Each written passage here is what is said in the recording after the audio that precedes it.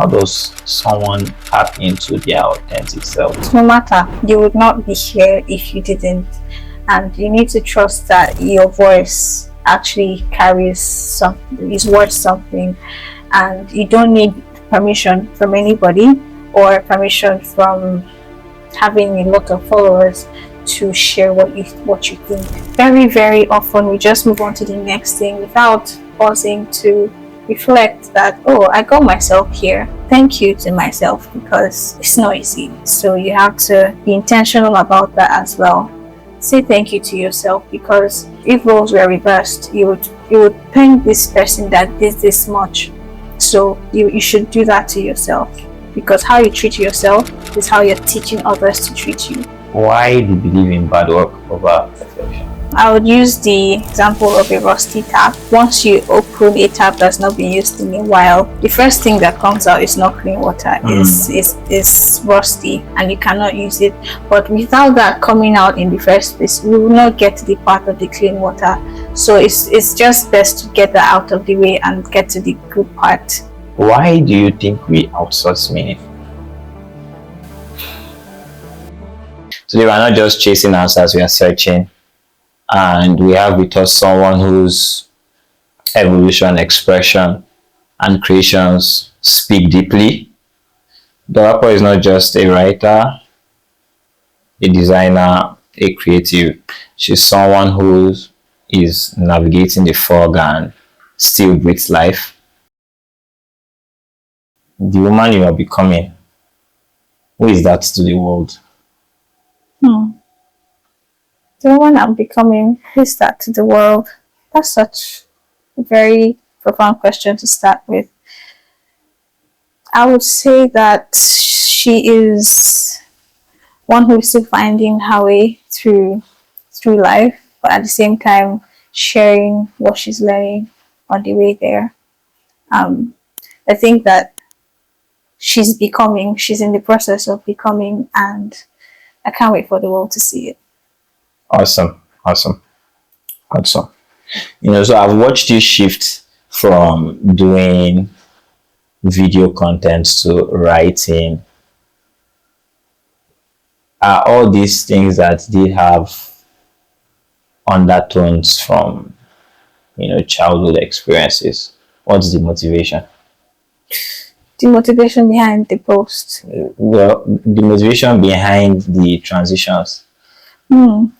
Okay, so I would not necessarily say transition. Okay. It's just making the most out of my situation, right?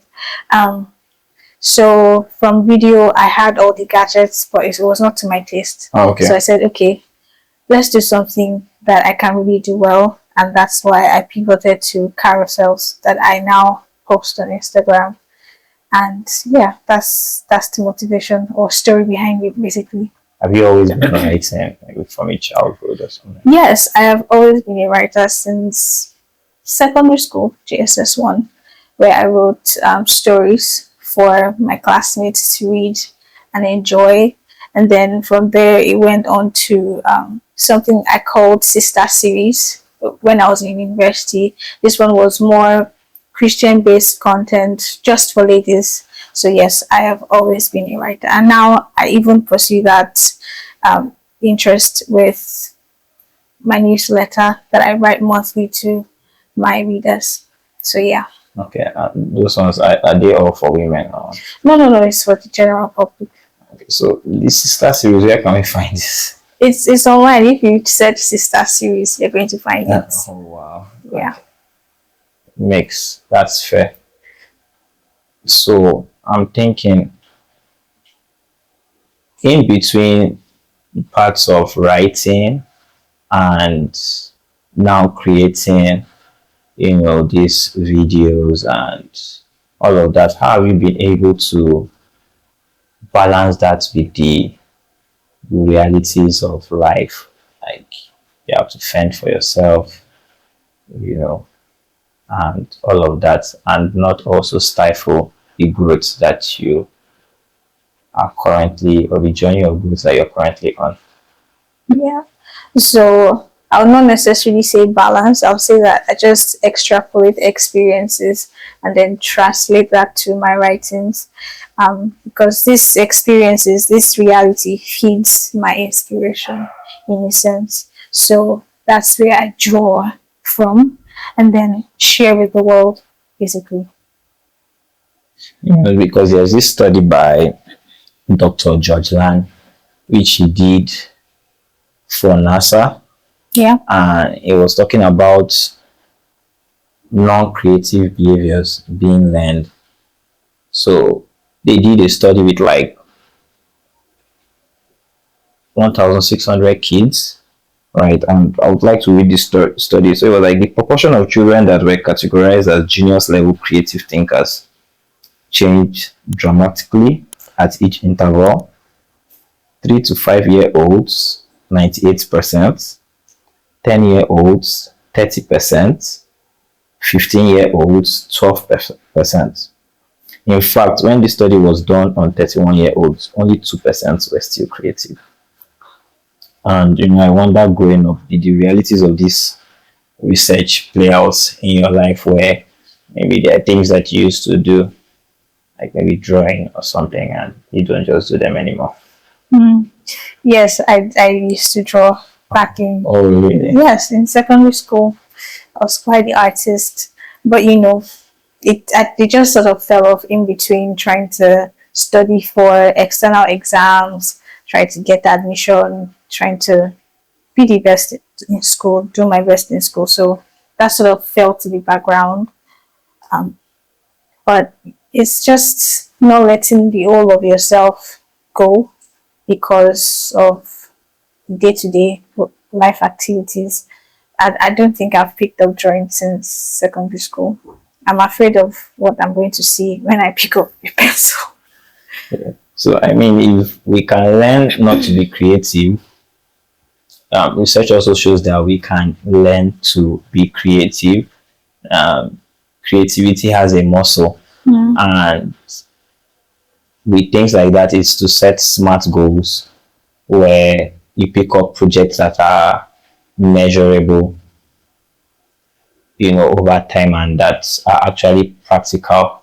And for instance, with drawing, it could be that it could start with something very minimal. I mean, just suggest that you could start with something quite minimal, and from there you build up the muscle. You build up the muscle till you get to the point where the muscle begins to find expression, in other areas of our lives, just like every other part of our creativity finds expressions in other areas of our life. So that research actually did make me wonder how many young individuals like ourselves have lost, or because of not using that muscle, have even forgotten that we have that in us. Right? It's quite disheartening that that is the case over time. But sadly, that's why I believe that the economy that is coming, or the economy that we are feeding right now, is the creators economy, where a lot of people are like, why don't I just tap into this thing that I was born with, rather than having to go and learn sociology, or even law, Yeah. when that's not what it is for me. Even lawyers are tapping into the creators economy now. Yeah. So if you really want to do something, how much discipline does it take? Discipline, it comes with little drops. You don't just start, I want to, let's say for example you're trying to start to be fit, you want to be fit. You don't just say, I'm going to do 100 push-ups today and 100 squats. That's not how it works. You start with 5, then increase it as you go and as much as you can tolerate. Yeah, and I think there was something that I did watched recently, and it consisted of the Williams sisters, Thomas Edison, like a couple of other great guys, and it was like what you do in secret, is what people would see, is what will be revealed when everyone is there.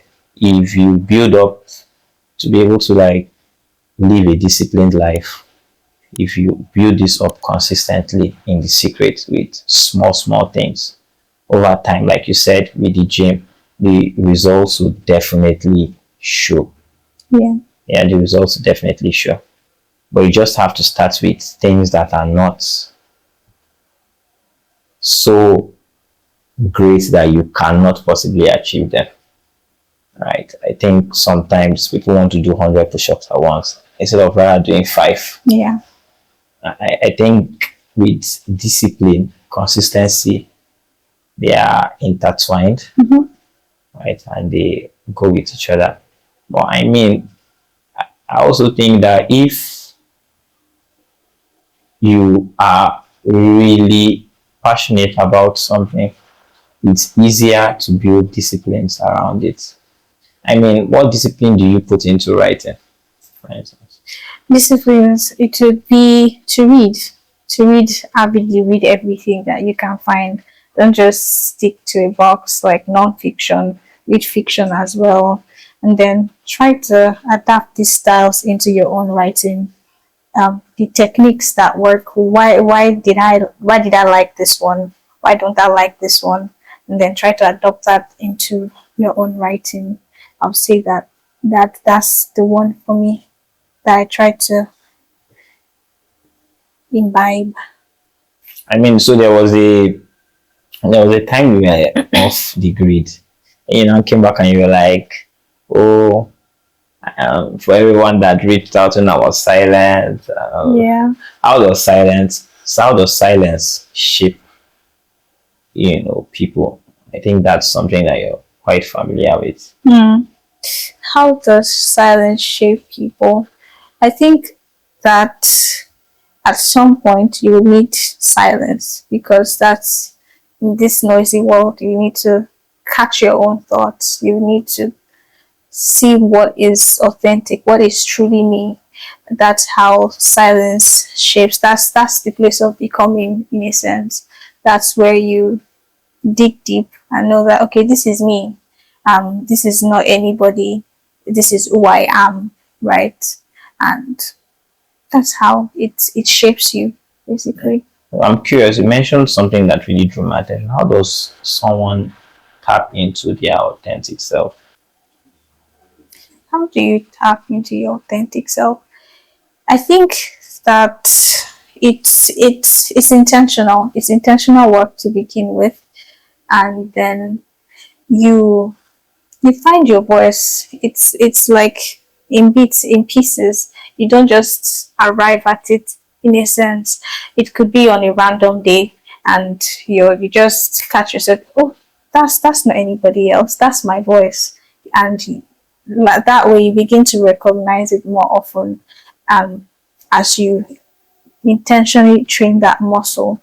And then I think that writing these thoughts down will help you to process and then arrive at that discovery and you become familiar with it. That's how to. Hmm. I think what you said is quite profound when it comes to hearing your voice, knowing your voice, Yeah. and going with your voice. So over time, you build that confidence and you trust more in your voice over and beyond, the noise or the suggestions of other people. I mean, that's except your voice is telling you to kill yourself.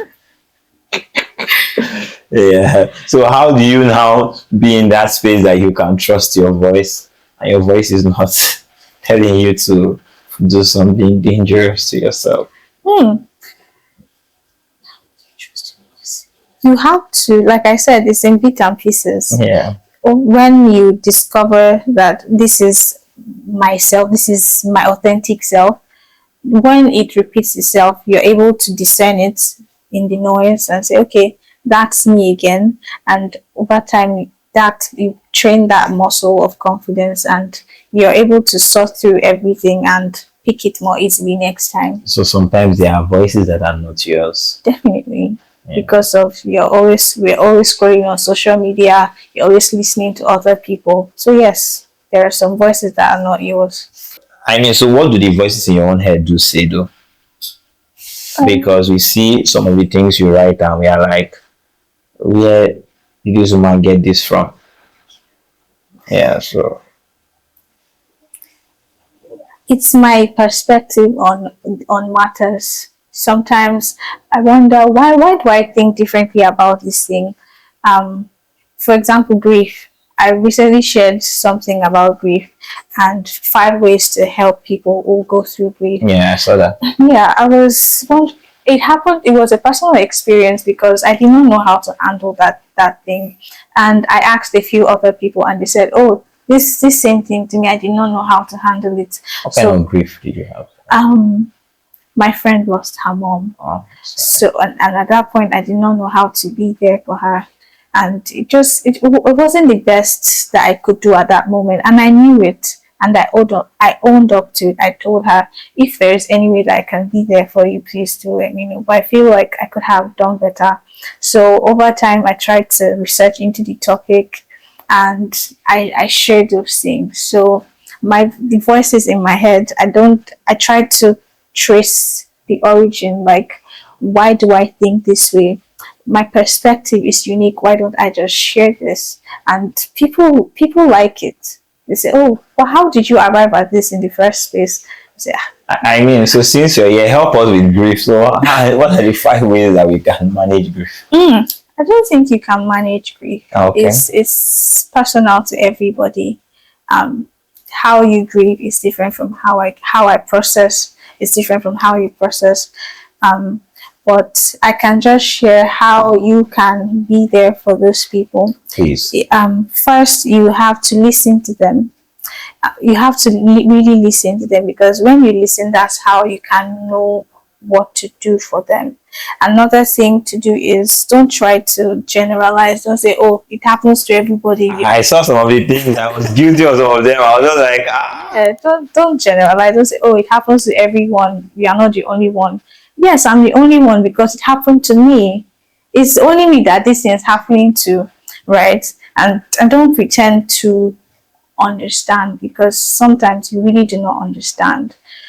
Let's say What of when you understand though?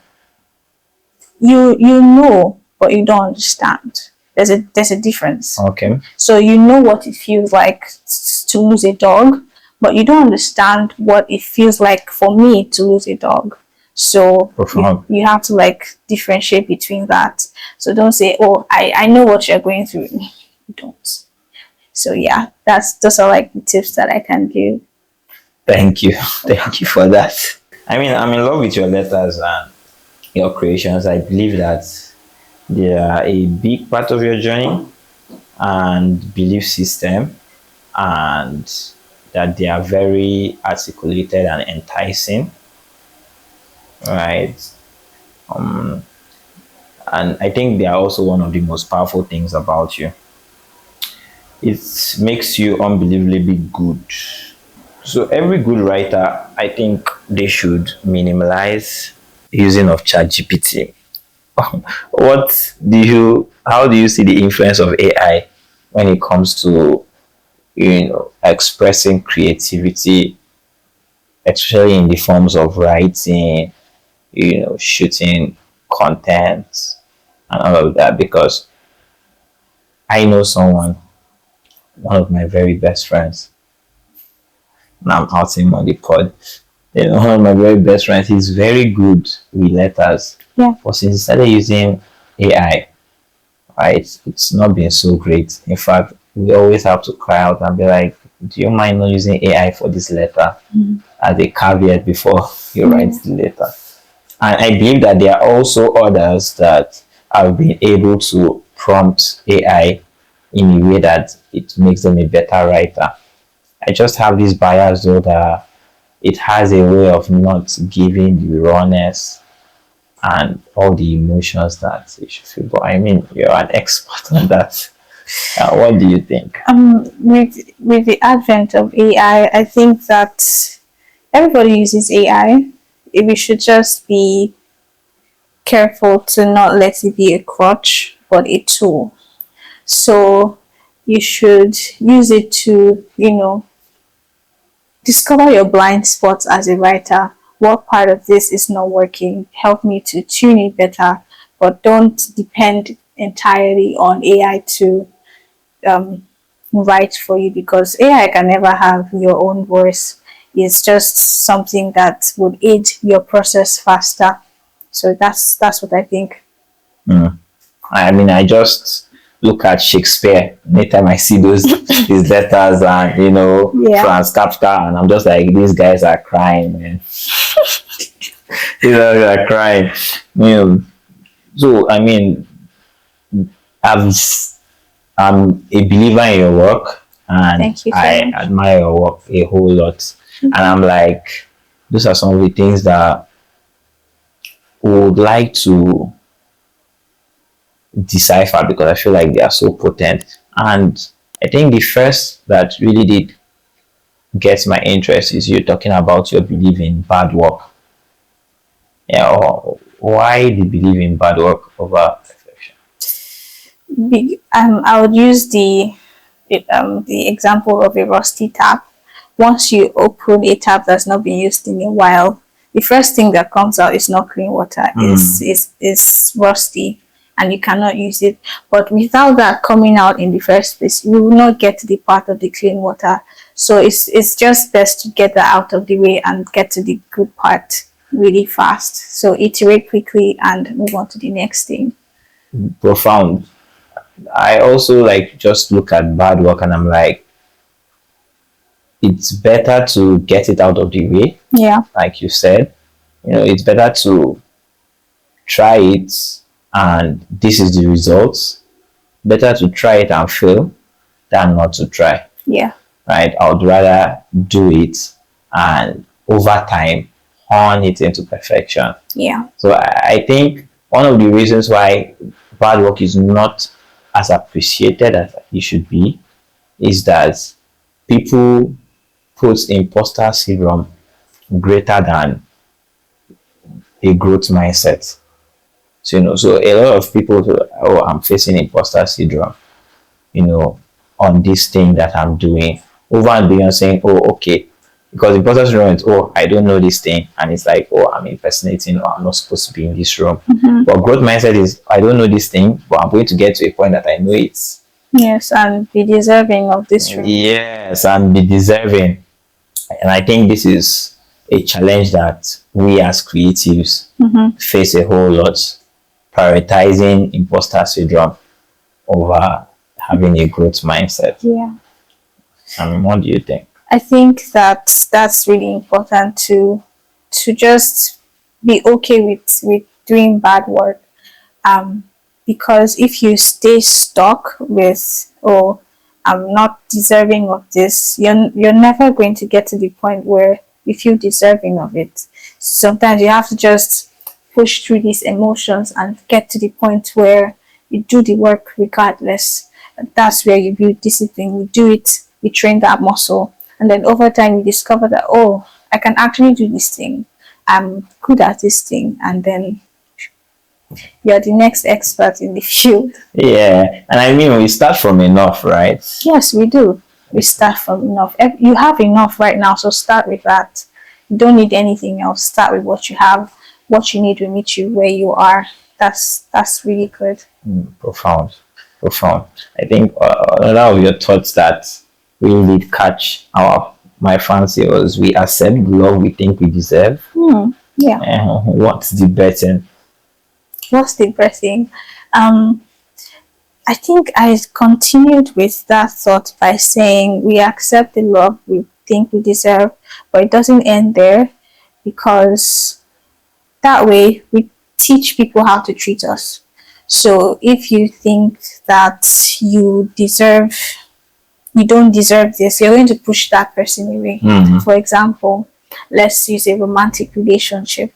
Um, this person understands you 100%, but because you're not used to this kind of treatment, you push this person away, and then you settle for the person who doesn't understand you, maybe raises their voice at you, and you feel okay with that because that's what you're used to and that's what you think that you you deserve, right? So you have to like go higher, have a higher mindset, have a better mindset, and treat yourself better.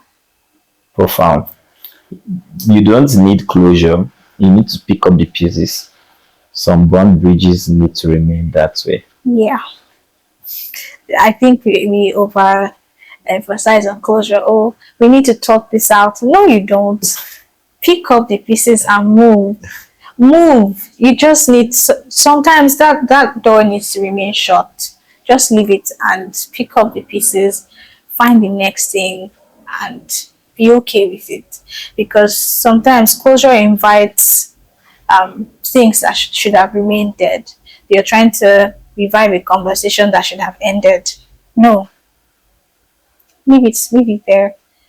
But again, the balance is sometimes you really do need closure, but some other times you do not. So you have to like discern which one it is. Yeah. Then, what about comparison? Because you say comparison can be used as a tool Yeah. and not a verdict. Yes. I personally haven't looked at comparison that way. I just think that, like the old book says, that those that compare themselves with others are not wise. But when we are comparing ourselves with ourselves, it's quite another thing.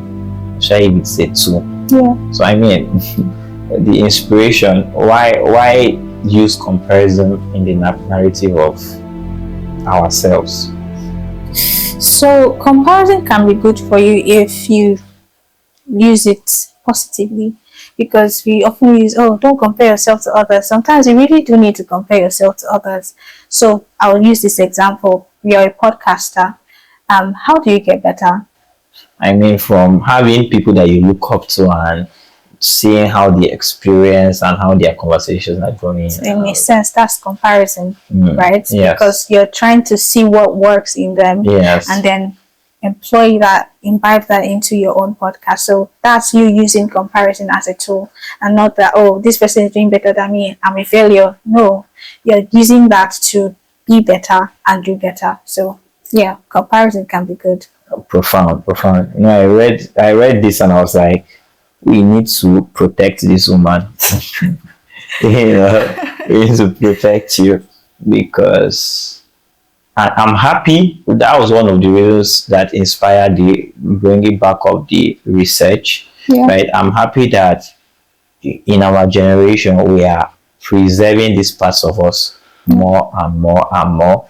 In the generations before us, we've had non-creative behaviors so learned and normalized that in most of us it was literally forced down. So maybe it was realized that, oh, this can work with these people, maybe because times have changed. There's now there's now the digital age compared to before, right? And when I look at it, also the only competition that I would have would be with my yesterday, right, and not with another person, because I've also come to realize that when we are living in our authentic state, our authentic self, there's really no competition there other than ourselves. Yeah. The lane now becomes single. Right. You're trying to outdo yourself, not you're not struggling with anyone, on that lane, on that belief system. On this journey, why is silence important? I think we talked about that and how it has shaped you on this journey as a multi-potentialite. I mean, after your silence, you changed from videos to carousels. And I think you did share the inspiration. I also think that there are times where We have to sit back and relax and evaluate what we are doing, part time, if this is actually the way we want to go about it, evaluate the mistakes along the way, Yeah. right? Because on the journey to perfection, there will definitely be mistakes. You know, the mistakes along the way, what can be improved upon. I think another thing that silence does is that it gives room for new ideas, new ways, because it helps you to step back, right, from what is currently the norm. Like, okay, from the norm, what am I doing? What can I do different? I mean, we've had times on the pod, even though this is our first session, we've shot many sessions, believe me. Yeah. We've had time on the pod where we had to definitely step back to introspect and see what we could improve on. You've always gone against the grain. You say, in a world that says you need a platform to have perspective, followers to have value, and a finished story to be worth listening to, you oppose that. And in my head, I'm like, well, you have followers as you're you have followers as you are saying this. So, Yeah. but why the audacity to think that this is a reality that should be upheld? Because no matter, you would not be here if you didn't. And you need to trust that your voice actually carries something, is worth something. And you don't need permission from anybody or permission from having a lot of followers to share what you think. So I think that no waiting for anybody before you move ahead, share your thoughts, share your opinions is a very is a very hard place to push past, but I think everybody should.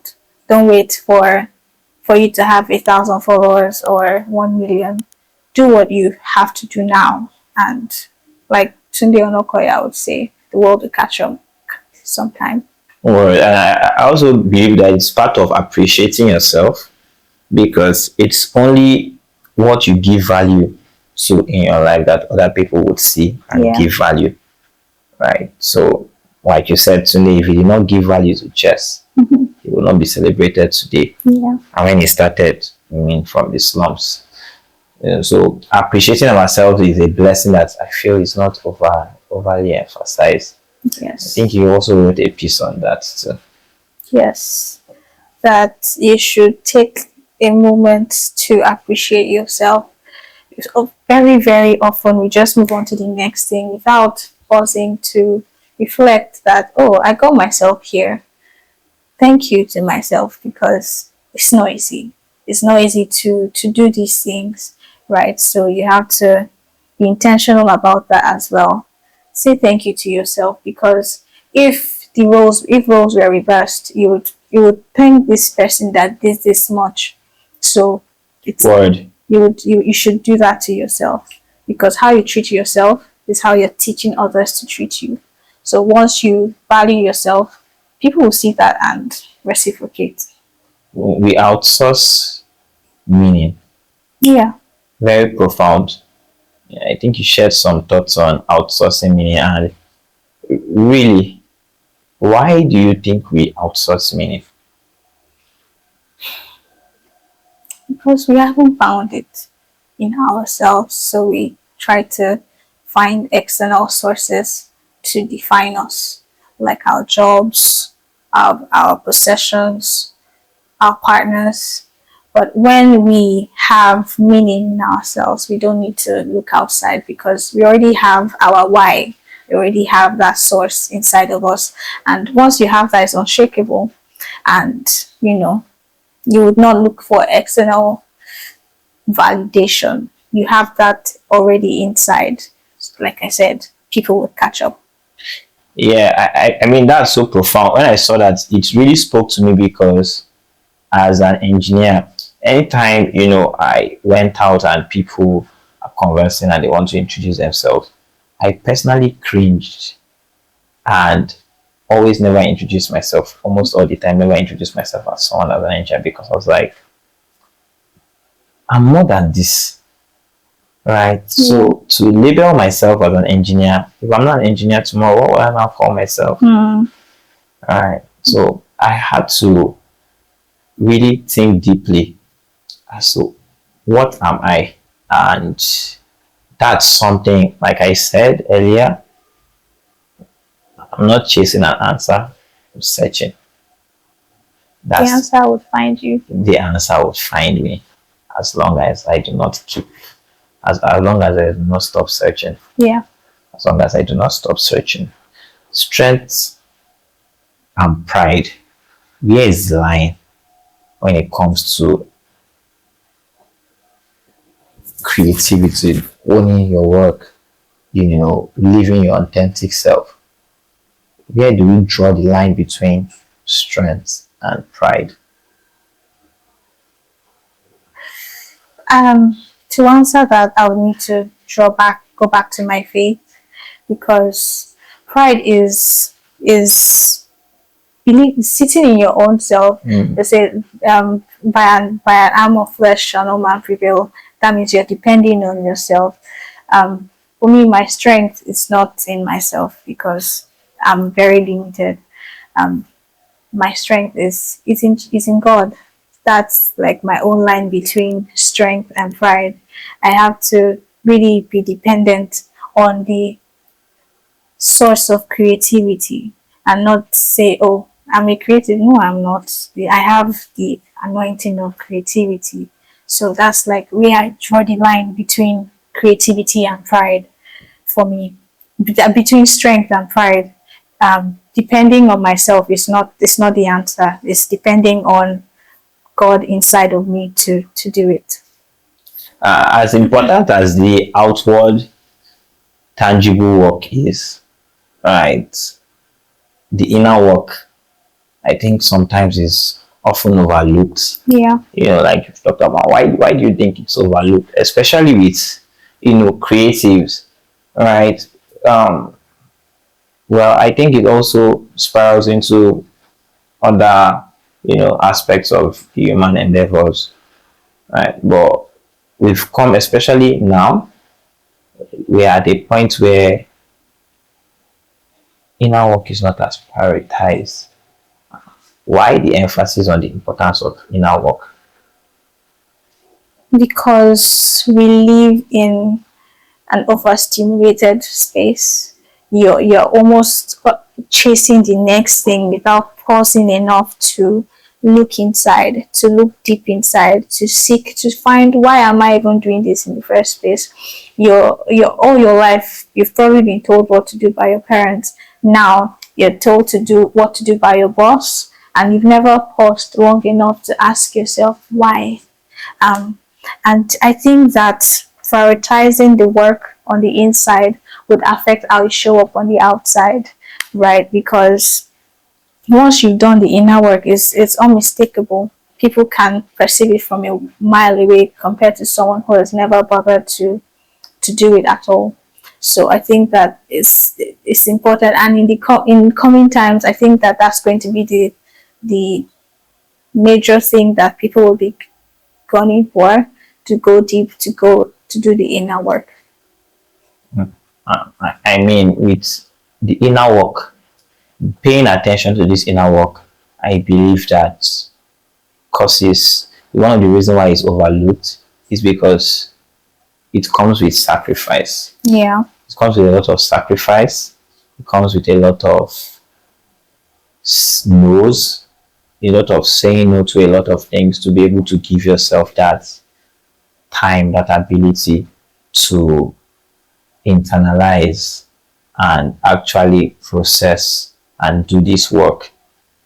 And what are some of the prices that you have paid, like over the years, to get to that point where this is a priority and this has given expression to what we now see as an overflow? I would say I would attribute that to silence, as we earlier mentioned. This past few months, I've been forced to Oh, pay you've been attention. forced. Yes, Congratulations to people that forced you. I've been forced to pay Yeah. attention to the inside. Um, I think that that's really hard to do right now because there's pressure. You want to do this, you want to do that. You have goals to meet, you have targets to meet at work, you have your personal life. So for me, in this season right Mhm. now, I've been forced to pay attention, and it's difficult to just sit with yourself in silence. And we all try to feel that with movies, with parties, with events. But when you don't have those options, you have no choice but to sit and stay with yourself. And that's what birthed all of this and resulted in the overflow. So I think that silence is a very, very huge factor in this. I mean, off the top of my mind, thinking about your reasons for prioritizing the realization of women knowing themselves. Yeah. What's the inspiration behind that? My mom, she would say that as a lady, how you carry yourself, your courage would take you very far in life. And she instilled that inside of me, and I now see that in a lot of young women nowadays, and I see that lack, I see that gap, and that's where I want to, that's the space I want to feel like you're worth more than this. You don't have to do this to get attention. You're worthy already as an individual. You don't need someone else to complete you as a person, right? So that's like the gap that I'm trying to feel. I'm curious, what are the rituals of a creative, right? Because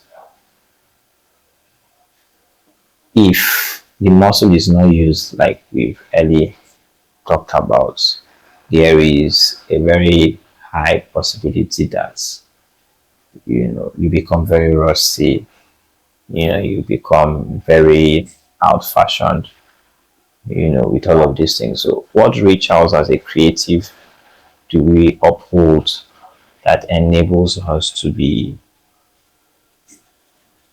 always fresh?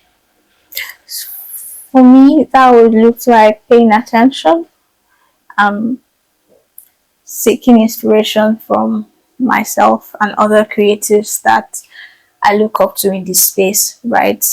And when I pay attention, I make sure that I write it down because the human mind is so limited. So I make sure to write it down and intentionally feed my eyes, because what you see is what you do, right? So that's like my ritual for now. And what I listen to as well, what I watch, I try to look for things that can inspire me to be a better creative. How can I do this better? How can I improve 1% of what I'm currently doing? So that's like, Very profound that we create our environment. yeah, I think a lot of people, I think you also spoke about this where a lot of people absorb a lot of junk, unconsciously, yeah, but very like in their conscious state or unconsciously just allow everything gets in through their gates, yeah, with their eyes, their mouths, their ear gates, and without sieving the materials or the content. I mean, I was having this conversation with my lawyer yesterday, and he was talking about how he got exposed unconsciously to a show, and he discovered that he had to pull himself, he had to pinch himself. When did I start doing this. watching this? So, I mean, I think that is very, very profound that we have rituals, and we don't just have rituals, but we are intentional about curating our environment, our atmosphere, Yeah, especially if we are passionate about good work. And I also believe that for every gifting, there are consecrations that preserve, this gifting, Yeah. right? We can see from the greats like Serena Williams and her sister to Kobe Bryant. So there is that pattern of consecration to the craft, to what makes the craft, to kind of thing they let in their mind. Like Ronaldo, the kind of belief systems that they allow penetrate, their gates. I think it's very important. I think those are things that people just are not so sensitive about, Yeah. especially in this time, and especially because of the speed at which you can swipe, Mm-hmm. on social media. The speed at which you can swipe is also the speed at which information can seep into your subconscious, right? And I think another thing that is quite profound is that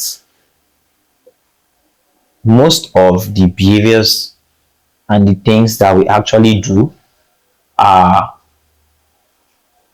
more from the power of our subconscious mind than our conscious mind. Our conscious mind is a very little percentage of inspiration. So what we do over time, what we let around us over time, has way much more influence than what we just think that we consciously allow. As a creative, I think another thing that struck me is how important is our heart. As a creative, how important is our heart? It is very important How so? because the state of your heart would affect your art. It would affect what you put out there. Again, garbage in, garbage out. What you put inside would affect your work. So you have to be really intentional about, again, creating your experience, um, having some sort of control over your emotions, over your thoughts, over your mind. These things really, really matter because they would affect the quality of your work. Yeah, I mean, I also think that consciously or unconsciously, the state of our hearts either creates poisons or antidotes, in the world, right? I mean, we have some of the great stats. If you pick up their work, it's poison, right? Because of the state of their hearts. Yeah. And we also have some of the greats that when we pick up their work, it's an antidote. It's a cure to some of the poison that maybe we've already absorbed, you know, Yeah. over time. So the heart is really, really important. And I think this is something that drives a whole lot. I mean, the old book says that out of the, Abundance of the heart yes, and there's also an instruction that we should guard our hearts.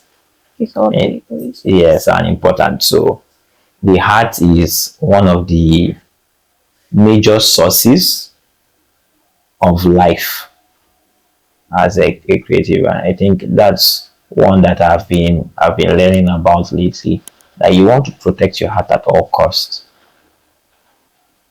Yeah, basically. I mean, looking at your journey, how big an influence do you see your heart? It's been one of the biggest influences because usually what I let in affects what I let out. The topics that I've listened to, the books that I have read, the videos that I have watched, the movies I have seen would affect what I share with the world. So I think that it's been one of the biggest influences, and I don't think that anyone should take that lightly. You should be conscious conscious of that as a creative. Do you have something that you think we should be looking forward to, like a project or something? Yes, with my foundation that I have, we have some projects coming for young women, for ladies, and I think that everyone should look out for that. And with my content creation or creator that I do on social media, I have so many things planned that I would hopefully roll out in a couple of months or weeks, depending on how long it takes. Yeah. So yeah, I think that that's one that we should look out for. I mean, I think with the initiative for women, it's quite profound because seasons do change, and when seasons change, one of the tellers that we are we were great or we are great, or we will be great, is that we also have people that have been impacted by us. That's because of us, they've been able to see life in another perspective, another angle, another. So that's like a whole lot of work and quite a great one at that. Thank you. And I mean, I really commend you for the courage. I don't think it's easy. I'm also curious to how not being afraid or doing everything afraid, has also been part of this journey. You start everything afraid. Before I had this project earlier this year, I was afraid because I've never done this before. I've never stood in front of students to tell them, "Oh, this is what you should do with your finances." And once I did that, I got that out of the way. So the next time is easier. The same thing with starting content. Oh, what would people think? But just posting it and then coming, and then the next time it was easier to post, it was easier to share what I believed. And that also affected how I showed up in other areas of my life, because it's what it is. Whatever happens, happens. You find out once you've done it. So do it afraid. Yeah, profound. I mean, there's something a Japanese fighter did say that really caught my attention. He says that only fools think of defeat before even trying. Right? So profound. Yeah. So would rather try afraid than not try at all. Yeah, and I mean, I believe that with doing comes courage. Yes. Yeah, with doing comes courage. Over time, you become emboldened by your track record. I think almost it says this very well, that if you are afraid or you lack courage, build the evidence, do it so much that you have evidence to back what you want to do. Yes. If you do it so much, fear would get out of the window. Yes, you show yourself, you prove to yourself that you can actually do this thing because of your track record. Yes, I believe that.